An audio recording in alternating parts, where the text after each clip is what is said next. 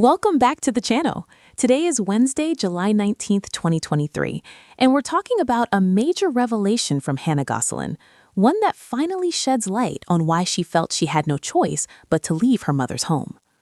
Last year, Hannah gave an interview with Entertainment Tonight.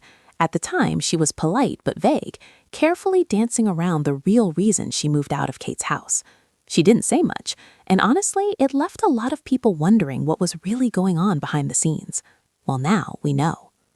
In last night's episode of Vice TV's The Dark Side of the 2000s, Hannah opened up in a way she never has before. She explained exactly why she left her mom's home, and why, in her words, it was something she had to do. The turning point came after she received devastating news about her brother Colin, and what she learned changed everything for her. This episode focused entirely on the Gosselin family and their rise to fame through Jon and Kate Plus 8, later known as Kate Plus 8. It walks viewers through the entire journey, from the early days of the show all the way to the present, covering the fallout, the family fractures, the custody battles, and the very public mistakes that followed them for years. It doesn't shy away from the accusations Kate made about Jon, or the ones Jon made about Kate. And right in the middle of all that chaos were 8 kids, growing up under a microscope. It's important to remember the timing here. This was a period when reality television wasn't brand new, but it was entering a new phase, especially family-centered reality TV. Networks were realizing that viewers liked watching real families navigate real life, and no network pushed that idea harder than TLC. They leaned heavily into the image of family-friendly television. Now, looking back, people ask hard questions. Was it too much? Was it fair? Did it cause lasting damage? Or was it just another tough childhood experience that people eventually grow past? Some might shrug and say, kids are resilient. Others see it very differently. TLC made a deliberate choice to seek out families that were different, families with unique stories and unusual dynamics, to give audiences a peek into lives they wouldn't normally see. At the time, most of these families had no real understanding of what reality TV fame would actually cost them. And that's where this story really begins. Back then, they didn't even really call it reality television. The term they used was more like docudrama. And here's why that matters. Yes, these were real people living real lives, but the situations they were placed in were carefully planned and heavily guided by producers. An episode wasn't just filmed as life happened. Instead, producers would map everything out ahead of time. They'd decide what activities would take place, where the family would go, and what moments they wanted to capture. Then the family would step into that plan and play their part. In a way, it was a lot like a game show, except the participants didn't fully realize they were playing a game. Think about it this way. Trips were scheduled, outings were arranged, and nothing really happened by accident. Very little was spontaneous. It might look natural on screen, but almost everything was preset. There's a moment that really shows how controlled things had become. It's spring break. Fun activities are planned, and the message is clear. If you don't cooperate, the fun disappears. End of discussion. No negotiation. When someone tries to speak up or push back, they're shut down quickly. One warning, one chance to apologize. Change your attitude or face the consequences. That was it. Because of this setup, the show was able to present a version of the Gosselin family that didn't fully match reality. On TV, they looked like a happy, organized household that had it all together. Kate was shown as the strong mom handling everything on her own. But behind the scenes, the marriage was under intense pressure. By the time they reached the 4th season, things were already cracking. Kate had emotionally checked out of the marriage, and Jon later admitted that he was completely burned out. Physically exhausted, emotionally drained. They had been filming nonstop, with cameras constantly in their space, and there was no real break from it. The image viewers saw on screen didn't reflect the strain building behind closed doors, and that gap would soon have serious consequences. Over the course of just 2 years, the family filmed more than 80 episodes. Let that sink in for a moment. There were stretches where camera crews were in the house every single day. Colin later talked about how he would sometimes wake up, walk into a room, and there were cameras already there. No warning, no choice. It didn't really matter how he felt about filming that day. If the cameras were there, filming happened. His parents had signed contracts that required it. Those contracts made it clear that the children's participation wasn't optional. The parents were responsible for making sure the kids cooperated, performed, and showed up when needed. If they didn't, the parents could be accused of breaching the contract. And yes, it was messy. We'll get into more details about that contract later, because it explains a lot. Because of those obligations, Kate became extremely strict about the kids doing what they were told. Performance mattered, cooperation mattered, obedience mattered. The show came first, and the children were expected to fall in line. There wasn't much room for emotions, exhaustion, or just being a kid who needed a break. After Kate and Jon divorced, the show was rebranded as Kate Plus 8, but without the original dynamic, it didn't last long. Within a couple of seasons, it was canceled. Kate was known for being highly controlling about the environment, especially messes. There are moments on camera where she becomes visibly overwhelmed, almost panicked, if things aren't in order. When she sees clutter, everything stops until it's cleaned up immediately. Later, after legal battles and custody issues between Jon and Kate were sorted out, the show briefly returned in 2015 with a revamped season. Colin appeared in that first comeback season, but it was clear something had changed. Colin himself later explained that he didn't want to be part of it anymore. He was exhausted. He had pulled inward. He wasn't interested in performing for cameras, and he was emotionally checked out. The excitement was gone, replaced by fatigue and quiet resistance. And that resistance would soon lead to even bigger consequences. After being filmed nonstop for so long, Colin reached a breaking point. He later said all he really wanted was privacy, something that simply did not exist in that house. Privacy wasn't part of their daily life. Cameras were always around. Kate, on the other hand, often told interviewers a very different story. She'd say things like the kids loved the crew, loved spending time with them, and barely noticed the cameras anymore. According to her, filming had become normal, even fun for the kids. But Hannah's experience, and Colin's, told a different story. Colin's refusal to cooperate didn't just frustrate Kate, it pushed her intolerance toward him to a whole new level. He had become withdrawn. He didn't want to speak during interviews. In photos and footage, you can actually see it. He's off to the side, looking sad, distant, and clearly uninterested in being there. Hannah, by contrast, enjoyed filming. She didn't mind the cameras the same way Colin did. But because Colin wouldn't go along with the program, Kate began taking extreme measures to force compliance. Instead of addressing why Colin was struggling, discipline became the focus. Privileges were taken away. And then it escalated. Colin was slowly isolated from the rest of the family, separated as a way to pressure him into cooperating with the show. Hannah later described how it happened. Colin was no longer allowed to eat dinner with the family. He couldn't play with his siblings. He wasn't allowed to go outside with them. He slept in a different part of the house. According to Colin, that meant the basement. He was kept apart, alone, cut off from the rest of the kids, all because he wouldn't perform for the cameras. When the next season came around, instead of continuing to punish Colin for refusing to film, Kate made a much more drastic decision. She sent him away. And what happened next, according to Colin, would change his life completely. During this time, Colin began telling teachers what was happening at home. He opened up about how he was being treated, and he described that treatment as abusive. Eventually, word of this made its way back to Kate, and according to Colin, that's when everything changed. He said during this time, Colin began telling teachers what was happening at home. He opened up about how he was being treated, and he described that treatment as abusive. Eventually, word of this made its way back to Kate, and according to Colin, that's when everything changed. He said once Kate realized he was talking to school staff about her behavior, she panicked, and not long after that, he was sent away to a treatment facility. Now, Colin has been honest that he did act out at times, but he's also been clear about this. He doesn't believe his behavior was any worse than that of his other siblings. In his view, he wasn't some uncontrollable child. He was a kid under pressure, reacting to a stressful environment. Publicly, Kate framed the situation very differently. She told the public that Colin was receiving help for behavioral issues, disabilities, and special needs. That explanation served two purposes. First, it sounded responsible and caring. Second, and this is important, it gave her a reason to remove him from filming altogether. After all, if a child needs medical care, they can't be on a TV set. At the same time, it helped deflect the much more troubling allegations Colin had been sharing with teachers, claims that he was being isolated, forced to sleep in the basement, and subjected to harsh discipline. There were even disturbing allegations involving things like zip ties and being made to sleep on the floor. Whether every detail was proven or not, the situation was clearly serious. Colin was placed in a facility in Pennsylvania, and during this entire period, Kate had sole legal custody of the children. She had strong legal backing.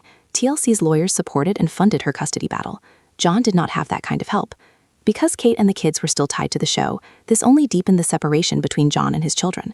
Filming schedules kept the kids busy, and communication with their father became more limited. On top of that, TLC effectively controlled the situation. For the show to continue smoothly, they needed Kate to have full legal custody. If Jon had shared custody, he could have legally blocked filming, and under Pennsylvania law, that cooperation would have been required. And that reality left the children caught in the middle of a system that prioritized production over family. In Pennsylvania, both parents must give consent for a child to appear on reality television. If even one parent says no, filming is supposed to stop. That's a key detail, and it explains a lot. What ultimately happened was this. A path was cleared to remove Jon from both physical and legal custody. Once that happened, Kate became the only person who could make decisions about filming. And from TLC's perspective, that solved a very big problem. Many people have asked over the years why Jon didn't fight harder or do more. The truth is, he was up against a machine. TLC wasn't just producing a show, they were protecting their investment. Kate and the children were their talent, their assets. And when it came down to it, the network treated them less like people and more like commodities. Jon, unfortunately, became collateral damage. As uncomfortable as it is to hear, this kind of situation is not unusual in the reality TV world. It's far more common than most viewers realize. Similar contracts and power dynamics have torn apart other families too. The system is designed to keep the show running, even if the personal cost is enormous. Hannah shared that once Colin was sent away, she didn't hear it from her mother. Instead, Colin managed to send a letter to Jon. That's how the truth started to come out. Jon immediately went to court, filing motion after motion to find out where his son was being held. But according to him, the process was endlessly delayed. Continuance after continuance, stall after stall. It dragged on. Eventually, Colin was able to secretly send out another letter, this time including the address of the facility where he was being kept. That letter finally reached Jon. When Jon opened it, Hannah was with him. He let her read it too. And that's when Hannah learned the truth, because until that moment, her mother had told her nothing. No explanation, no details, just silence. And that silence would become the breaking point for Hannah. Kate never explained where Colin had gone or why he was there. During that entire period, none of the siblings were allowed to speak to him. It was as if Colin had simply disappeared. Within the family, his name was barely mentioned. The kids didn't know where he was, they didn't know what was happening to him, and no one dared to ask questions. There was a quiet fear around the topic. Kate kept his location completely secret and refused to share any information at all. It took a long time for Jon to finally uncover the truth, and when he did, through that letter Colin managed to send, it also became the moment Hannah learned what was really going on. Seeing her brother's words on paper broke her heart. Hannah said she was devastated when she realized what her mother had done to Colin and what he had been forced to endure inside that facility. What she learned was horrifying. That was the moment Hannah made a decision. She told her father she could no longer live with her mother. She didn't want to go back to that house. In her mind, she couldn't live with someone who was capable of doing that to one of their own children. More than anything, she wanted to be there for her brother. So she told Jon very clearly, "I'm not going home, I'm staying with you." Jon has said that he panicked when Hannah told him this, not because he didn't want her, but because he was afraid of being held in contempt of court. Custody orders were still in place, and violating them could have serious legal consequences. What followed played out very publicly. A bitter custody dispute erupted between Jon and Kate, this time centered on Hannah. At one point, Hannah went to a doctor and accused Kate of grabbing her and pulling her arm, claiming abuse. Eventually, Kate gave in, or the court stepped in, depending on how you look at it. In the end, Hannah was allowed to move in with her father. Custody of Hannah was awarded to Jon.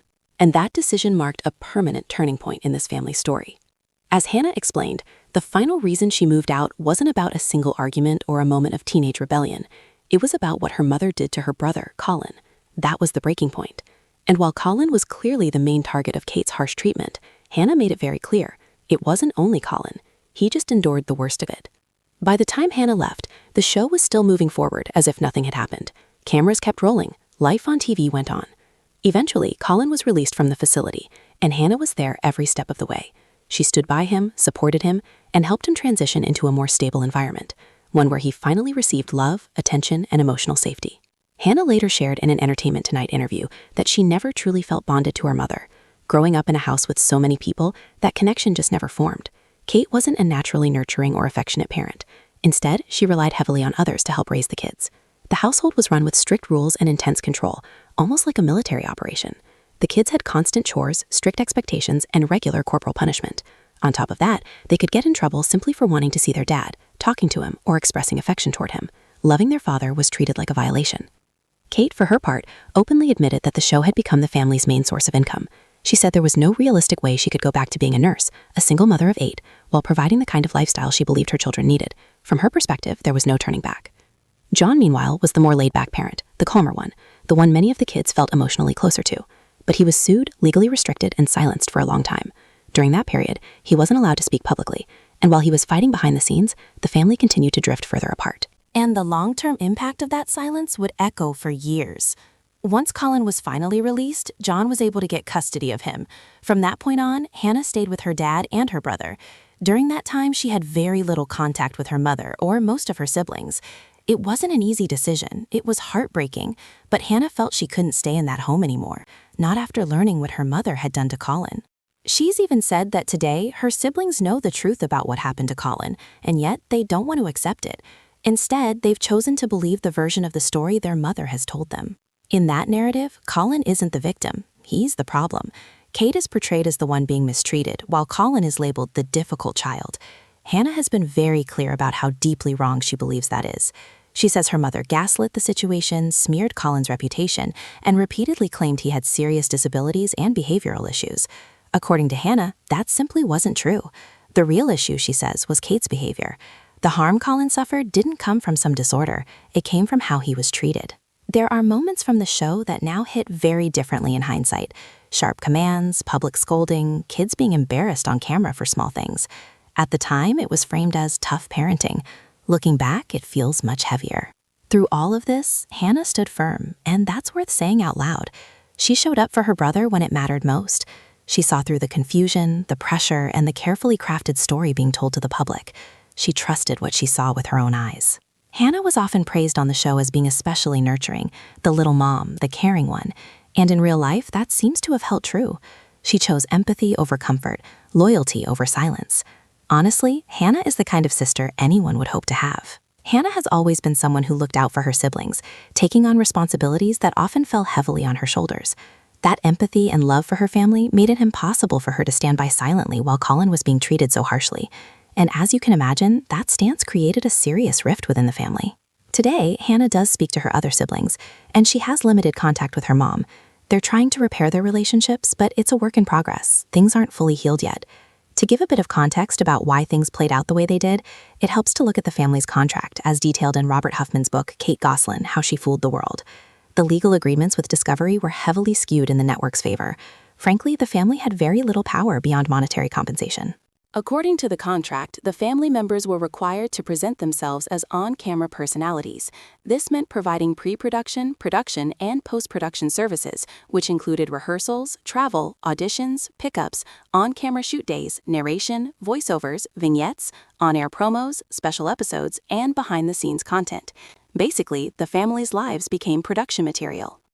The contract also made it clear that the producers had final and controlling authority over every aspect of the family's participation. Discovery had ultimate control, and the family had very little say. To make matters more restrictive, this was a non-union program. None of the family members were under SAG protections or any form of collective bargaining. In short, there were no safety nets. Discovery dictated everything, and the family was legally bound to comply. This meant that any disagreement, hesitation, or refusal to perform could be legally interpreted as a breach of contract. For kids like Colin who resisted, there was very little recourse, which explains the extreme measures that were taken to enforce compliance. The contract went even further in cementing Discovery's control over the family. It required that children's appearances, hairstyles, makeup, clothing, everything, be approved and managed according to the production's needs. Kate, as their parent, signed on behalf of her minor children. By doing so, she fully and unconditionally guaranteed that each child would fulfill their obligations under the contract. In other words, the kids had to perform or the family could face legal consequences for breach of contract. The family was hired on a work-made-for-hire basis. If Discovery determined that a child could not fulfill their duties due to illness, injury, mental disability, or impairment affecting their voice, appearance, or mobility, it was labeled an event of family incapacity. That was essentially the only legal excuse for missing filming.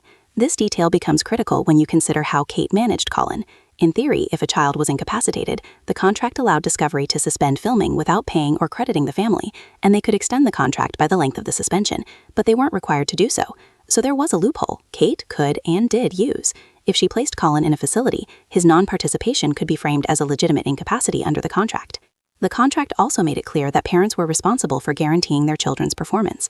If any obligations were not met, Discovery could legally sue the family for damages. That meant the pressure to comply wasn't just social or emotional, it was legally enforceable. Essentially, the system left very little room for personal choice. The kids' lives, behaviors, and even health could be leveraged under legal and contractual obligations, giving the production company overwhelming authority. The contract gave Discovery even more teeth.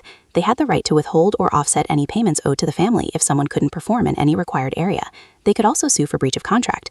That meant that if Colin refused to cooperate or made filming difficult, it wasn't just a problem for him, it was a legal and financial problem for Kate. Discovery could sue her for millions of dollars for breach of contract. So, what did Kate do? She labeled Colin as having a family incapacity, which included a mental disability, and placed him in a facility. By doing that, she could claim he was legitimately unable to perform under the terms of the contract and protect herself from the potential lawsuit. Discovery legally controlled Colin's participation, so this was the only loophole available to her under the agreement. It's hard to overstate how disturbing this is. A network could dictate whether a child participated in a show, and a parent could be legally bound to exploit their child's participation, even if the child clearly couldn't handle it. Instead of prioritizing her child's well-being, Kate followed the letter of the contract to avoid financial and legal consequences. Money and the obligations to Discovery came first. Anyone who couldn't meet the network's demands, no matter the reason, was effectively removed from the situation, and in Colin's case, that meant being placed in a facility away from his family. It's a grim example of how reality television contracts can override basic parental responsibility and compassion, putting children in impossible situations in order to protect the parent from legal and financial repercussions. Kate viewed her family as a commodity, and in a way that was deeply exploitative. Hopefully this gives some perspective on what's really happening behind the scenes of shows like Jon Kate Plus 8. Even on shows that seem wholesome, the networks often control nearly every aspect of participants' lives, from what they wear to how they act. Parents sign contracts promising that their minor children will perform. The kids themselves have no rights in this arrangement. They don't have unions, they can't consent, and there's no protection if something goes wrong on set.